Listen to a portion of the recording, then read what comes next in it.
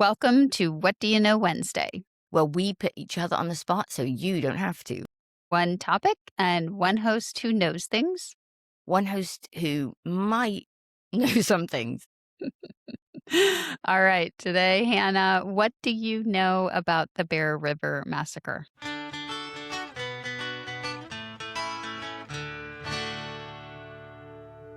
I don't know any details about the Bear River Massacre. I could guess, but that would be futile. My gut instinct is that it involves some atrocities against Native Americans in Mormon history. That's a fair guess. That's a pretty accurate guess. And before we get to really the actual massacre, I want to kind of give some context on what got me thinking about this. So I was reading, scanning the Tribune to see what current things were happening in the world of Mormondom. And I found this article and I thought, there's more to this, and I need to know what it is. So here's the context. So the Church of Jesus Christ of Latter-day Saints just launched a digital history resource called Native Saints, the Washakie Ward. Now, the church's historian press put this out May 28th, and there was a lot of fanfare. It has 1,555 profiles of Northwestern Shoshone men, women, and children. It also has historical essays, maps, photographs, and biographies. So it's like, okay, this looks like a pretty interesting resource. And then, I'm reading, and there's this quote in there. The vice chairman of the Northwestern Band of the Shoshone Nation said, directly quoting here, "This is something that our ancestors have wanted." I was like, really? So keep reading, and the church is calling it a collaboration. I want to talk about what it's a collaboration on top of. That's where the Bear River Massacre comes in. So January 29th, 1863, Colonel Patrick Edward Connor and approximately 200 California volunteers attacked a Northwestern Shoshone winter village at the confluence of Beaver Creek and Bear River in what is now northern Utah. And they killed somewhere between 250 and 400 Shoshone men, women, and children. It is the single greatest loss of Indigenous life in confrontations with the U.S. military in American history. Okay, I am genuinely really surprised because You hear about so I many thought, others. it's like that number. I thought it would be a case of sometimes the Boston Massacre, it's like how many people died for, whatever it is, right? Like sometimes what's called a massacre doesn't necessarily reflect the actual numbers. This was a massacre. How have we, I'll speak for myself. How have I never heard of this?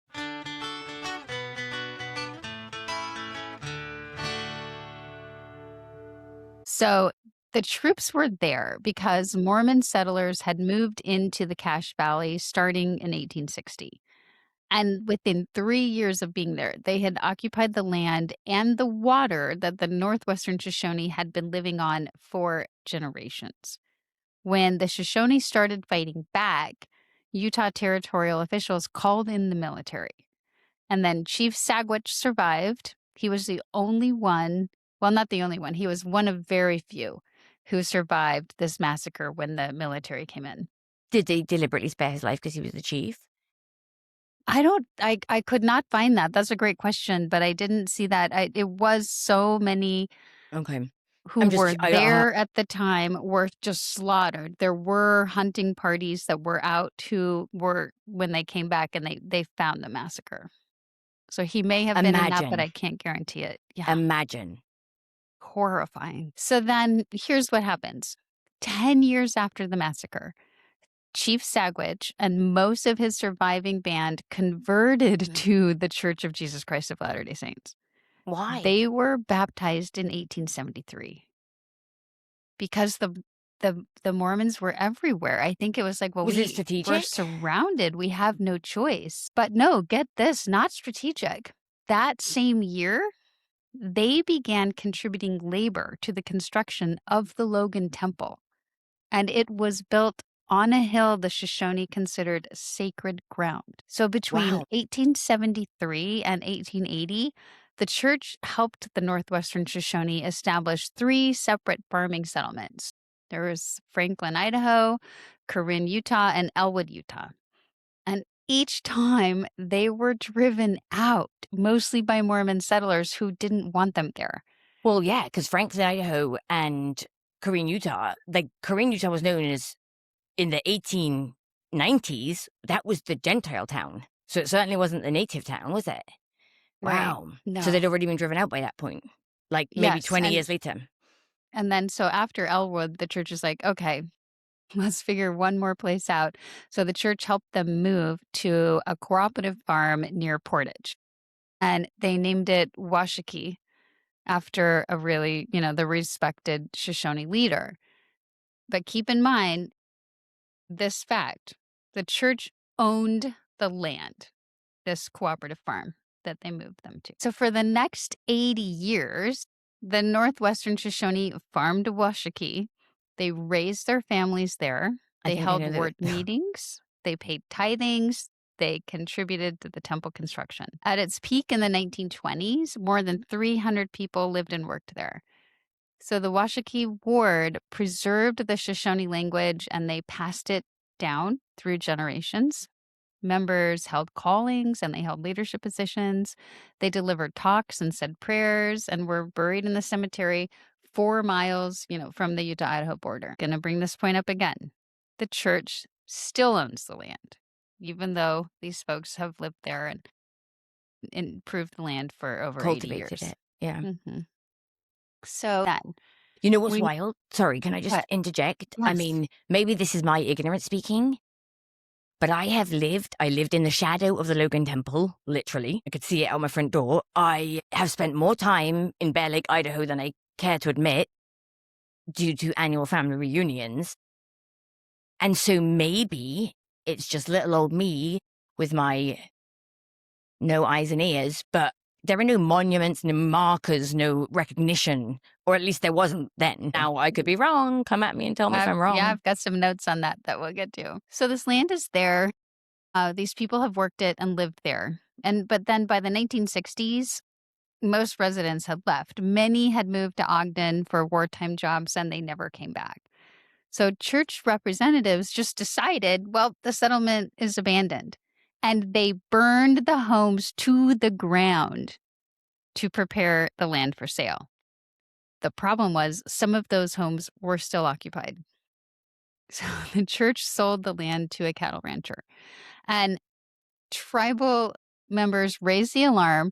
So the presiding bishop, John H. Vandenberg, meets with them. People who hadn't formally registered land titles were compensated, and the tribe was deeded 140 acres. So that acreage that they were deeded included the cemetery. And the church's Thanks for internal nothing. framing for, yeah, exactly. The church's internal framing for burning was that, oh, well, it was just a mistake. We thought the town was empty. They didn't knock on any doors, see if They didn't anybody do was any due living there. diligence. No. So the 184 acres, that's all the tribe received for 80 years of tithing, of labor, of settlement on land that they really understood to be theirs, but the church always understood it to be the church's. So today, Washakie is a ghost town.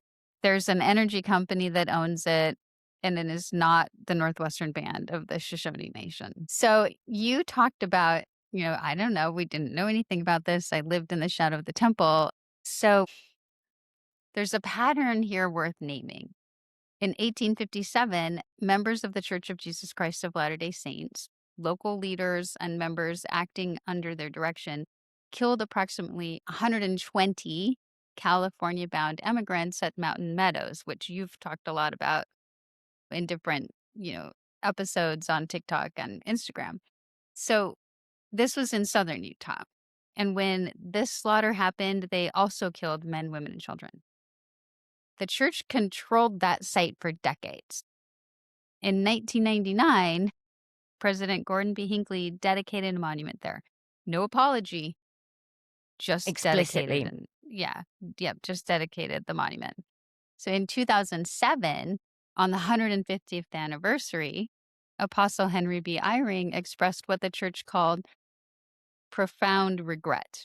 So the church's spokesperson confirmed that they were not using the word apology.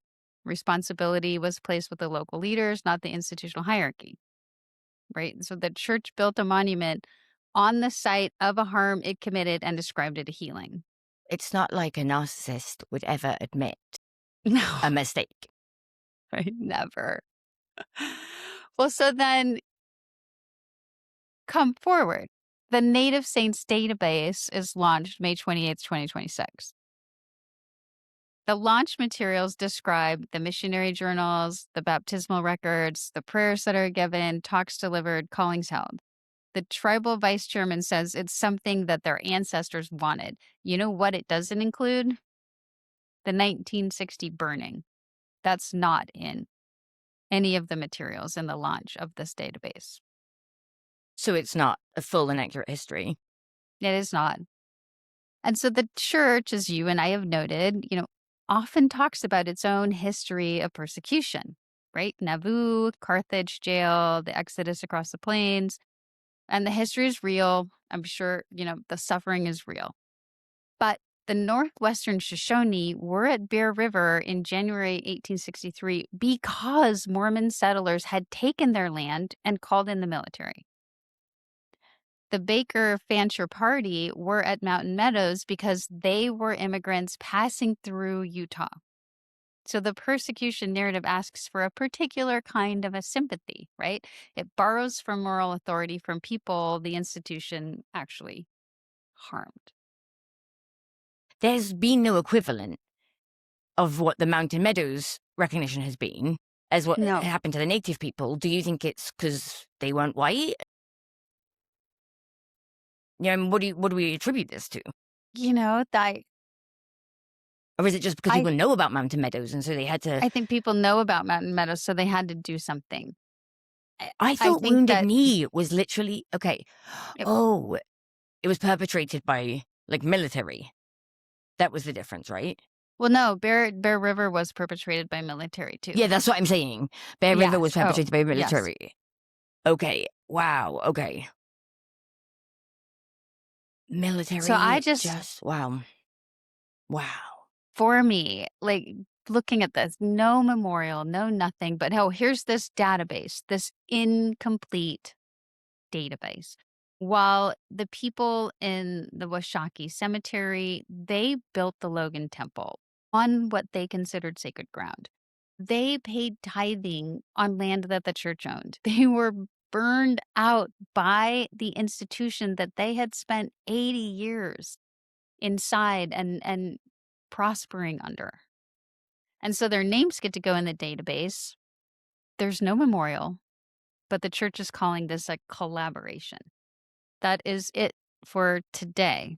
So thank you Ooh. for listening to this week's What Do You Know Wednesday. And we will be back next week with another scintillating, but hopefully not as horrifying topic. And before that, we'll be back on Sunday with a regular episode and on Monday with an episode of Mormon Mondays. Last week, we talked about why people leave, right? People's reasons for leaving the church. So check that out too. Yes. Yeah.